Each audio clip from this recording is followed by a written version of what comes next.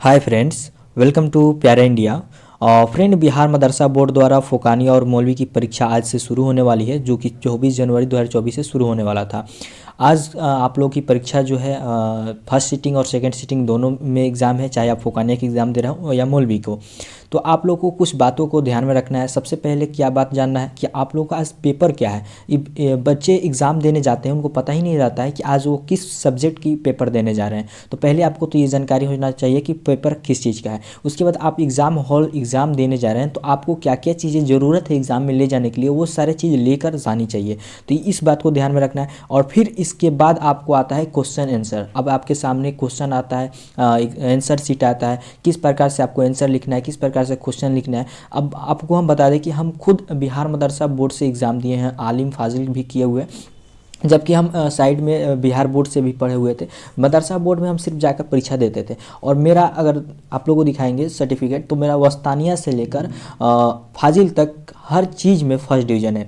जबकि हम क्लास वगैरह कुछ नहीं किए हैं, सिर्फ गेस्ट पेपर से पढ़ते थे और गेस्ट पेपर से ही जाकर आंसर लिखते थे। तो क्या नियम अपनाते थे, किस प्रकार से आंसर लिखते थे, इसके बारे में भी बताएंगे, जैसे कि आप लोग भी फर्स्ट डिवीज़न आसानी से ला सकते हैं अगर इस चीज़ों को फॉलो करते हैं। तो चलिए वीडियो शुरू करते हैं बिना देरी के। तो सबसे पहले आप लोग को यहाँ पे पेपर में कुछ ज़रूरी बातें दी गई हैं, एग्ज़ाम देने से पहले की बातें हैं यहाँ पे, तो वो आप लोग को हम बता देते हैं। उसके बाद आप लोग को हम एग्ज़ाम में आंसर कैसे लिखना है उसके बारे में बताएंगे। तो ये सारी चीज़ तो आपको पता ही है कि मौलवी में 4 स्ट्रीम की परीक्षा होने वाली है। आप लोग का एक इस्लामियात है, आपका एक साइंस है, आर्ट्स है, और एक आपका कॉमर्स है। तो इन सभी जो भी स्ट्रीम से बच्चे एग्ज़ाम दे रहे जा रहे हैं, तो उनको आप पता होना चाहिए कि आज कौन सा सब्जेक्ट का एग्ज़ाम हो रहा है। तो सबसे पहले यहाँ पर देखेंगे कि आज किस सब्जेक्ट का एग्ज़ाम है। तो मौलवी वालों बच्चों को बता दें कि देखिए, मौलवी साइंस हो, कॉमर्स हो, आर्ट्स हो या इस्लामियात हो, इन चारों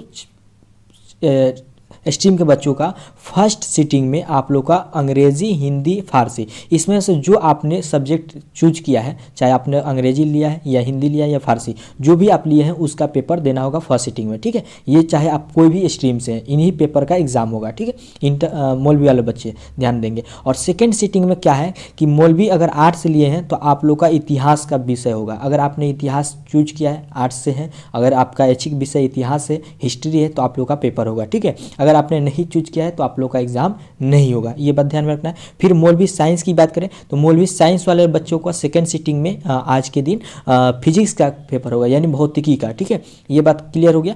अब देखिए, मौलवी कॉमर्स वाले बच्चों का, जो बच्चे हैं मौलवी कॉमर्स वाले, उन लोगों का बिजनेस स्टडी का पेपर होगा। वहीं सेकंड सीटिंग में वहीं मौलवी इस्लामात का भी बात किया जाए तो सेकंड सीटिंग में आपका दिनियात प्रथम का पेपर होगा, यानी दिनियात अव्वल का पेपर होगा। ये बात आपको ध्यान में रखना है। ये हो गया आप लोग को इस सब्जेक्ट का। और यहाँ पे फोकानिया की बात कर ले तो फोकानिया की बात किया जाए तो फर्स्ट सीटिंग में उर्दू का पेपर होगा और सेकंड सीटिंग में हिंदी का पेपर होगा। यहाँ पे देखिए क्लियर है, और वैसे हम आप लोगों को पहले भी टाइम टेबल को बता चुके हैं, तो ये यहाँ पे आप लोगों को क्लियर हो गया।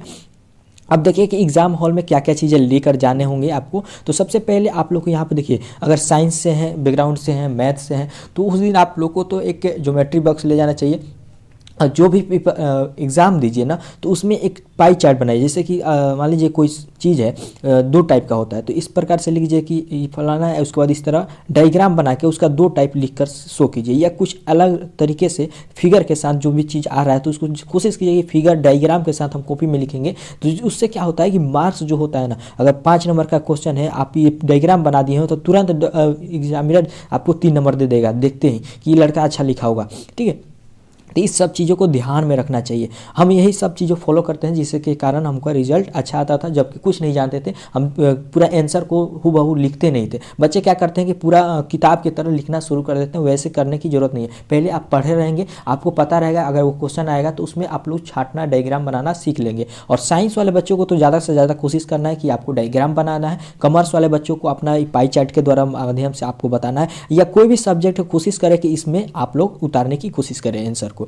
ये हो गया। अब देखिए यहाँ पे कुछ बातें दी गई हैं कि आपको एग्जाम में क्या क्या चीज़ें लेकर जाने हैं। तो एडमिट कार्ड लेकर जाना है, ठीक है, और पेन लेकर जाना है। केवल यही 2 चीज़ लेकर जाना है। और एडमिट कार्ड जो है आपका ओरिजिनल लेकर जाना है। इसमें ये आप लोग ध्यान रखना है, आप लोग जो वेबसाइट से डाउनलोड किए हैं डॉमी एडमिट कार्ड, वो आप लोग लेकर नहीं जाइएगा, नहीं तो प्रवेश नहीं मिलेगा। इस बात को ध्यान में। इसके अलावा कुछ आपको ले जाने की जरूरत नहीं है। आप ज्योमेट्रिक बॉक्स ले सकते हैं, कट पेंसिल ले सकते हैं, इरेजर ले सकते हैं, ठीक है, ये सब मिटाने वाली चीज़ ले सकते हैं। मगर किताब, notebook, calculator, mobile, earphone, phone, smart watch, ये सभी चीज़ आपको अंदर ले जाने की अनुमति नहीं होगी। अब यहाँ पे परीक्षा का टाइमिंग दे दिया गया है कि 8:45 से आप लोग की परीक्षा होगी, ठीक है। तो 15 मिनट आप लोग को एक्स्ट्रा दिए जाएंगे क्वेश्चन पेपर पढ़ने के लिए। अब देखिए, अब सबसे बड़ी बात है कि आंसर शीट में आपको क्या करना होता है कि आपको रोल नंबर, नाम वगैरह सही से भरना होता है। तो ये चीज़ आप लोग भले एक क्वेश्चन कम ही लिखिए, मगर ये सारा चीज़ अच्छे से भरिए पहले, ठीक है। अगर यही चीज़ आप लोग गलत कर देंगे तो आप लोग का रिजल्ट नहीं होगा, ये बात आप लोग को ध्यान में रखना है।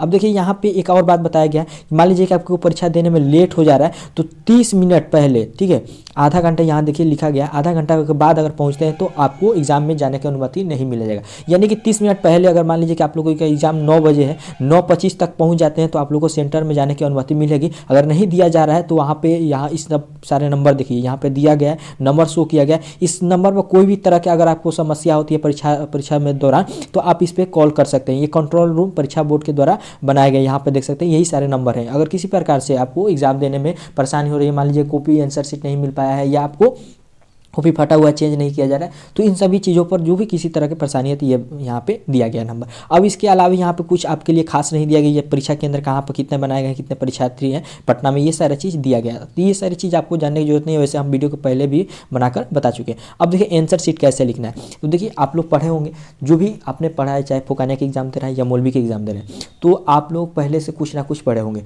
अगर आपने पढ़ा होगा तो 1 या 2 क्वेश्चन हम आप लोग से बार बार बोलते हैं, कोई भी एग्जाम देने जाए तो लगभग 5 से 6 एक सब्जेक्ट में क्वेश्चन याद रखें, पढ़ के जाएं पूछे से, कि उसमें से अगर 2 क्वेश्चन 3 क्वेश्चन आते हैं तो शुरू में आप आसानी से उसको लिख सकते हैं। उसके बाद आप कहीं भी जाते हैं तो एग्जाम हॉल में आप लोगों को शुरू में थोड़ा टाइट किया जाता है एग्जाम, उसके बाद आप लोगों को सहूलियत दिया जाता है कि आपको नहीं आता है तो कुछ लिख सकते हैं, किसी तरह दोस्तों बगल के दोस्तों की मदद से आप लोग को आंसर लिख देना है। तो देखिए यहाँ पे इस बात को ध्यान में रखना है कि आप लोग को 3-4 क्वेश्चन याद करके पूरे जाना है और वहाँ पे किसी तरह से सारा क्वेश्चन लिखना है। एक देखिए मान लीजिए कि अगर 5 सवाल पूछे गए हैं तो 5 का 1 नंबर करके आंसर देना है, 2 का करके। यहाँ पे पहला जो आप लोग को आता है वो सवाल को अच्छे हैंड राइटिंग में लिखना है, और जब जो सवाल नहीं आते हैं उसमें नंबरिंग डालकर उससे जो कुछ भी ना कुछ आपको लिखना है, जिससे कि एग्जामिनर अगर मान लीजिए कि 3 नंबर सवाल जो है आपको नहीं आता है और इस 10 नंबर का सवाल है, इसमें आप कुछ नहीं लिखेंगे तो आपको 1-2 नंबर भी नहीं मिलेगा। अगर मान लीजिए आप कुछ ना कुछ 1 पेज या 2 पेज लिख देते हैं कुछ भी सवाल को बनाकर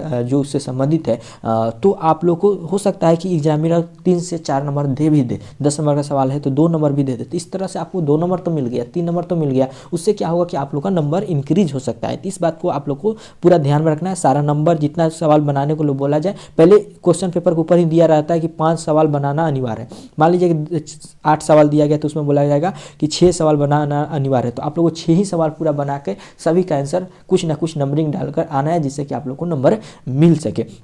और जो सवाल पहले अच्छा से आए उसी को पहले लिखना है, उसको पूरा अच्छे से हेडराइटिंग बनाकर लिखना है। इस बात को ध्यान में रखना है। 2 से 3 सवालों में आप लोग को लगभग 1.5 घंटा देना चाहिए। जो नंबर ज़्यादा लॉन्ग क्वेश्चन है, वैसे अब तो एडजेक्टिव टाइप के क्वेश्चन है तो आप लोग को आसानी है। पहले क्या होता था कि ज़्यादा लॉन्ग और शॉर्ट क्वेश्चन लिखना पड़ता था, अब एडजेक्टिव टाइप के क्वेश्चन भी पूछे जाते हैं, जिससे कि आप लोग का एग्जाम आसानी होता है। तो इस प्रकार से अब देखिए यहाँ पे आप लोग को एक और बात बताते हैं, जो भी बच्चे इस बार परीक्षा फोकानिया मौलवी के दे रहे हैं तो टेलीग्राम का लिंक नीचे दिया गया है, वहाँ पर जाकर जुड़ जाए और वहाँ से अपना क्वेश्चन पेपर को जरूर शेयर करें, जिससे कि हम आप लोग को डिस्कशन करा सकें कि कौन सा क्वेश्चन का क्या आंसर होना चाहिए, क्या आप लिख कर आए हैं, जिससे आप लोग को पता चल जाए कि आपने सही लिखा है कि गलत लिखा है। तो जो भी आप मौलवी के जो भी चारों स्ट्रीम के बच्चे हैं सभी आप लोग को वहाँ पे टेलीग्राम पर जुड़े, वहाँ पे मैसेज करें, हम आप लोग का मैसेज देखेंगे और क्वेश्चन शेयर करें, जिससे कि आप लोग का डिस्कशन हो सके और आने वाले बच्चे जो हैं परीक्षा देने वाले हैं अगले साल, उन लोग को भी ये मदद मिल सके कि किस प्रकार से पिछले साल क्वेश्चन पूछा जाता है। तो ये बात आप लोग को ध्यान जरूर रखना है।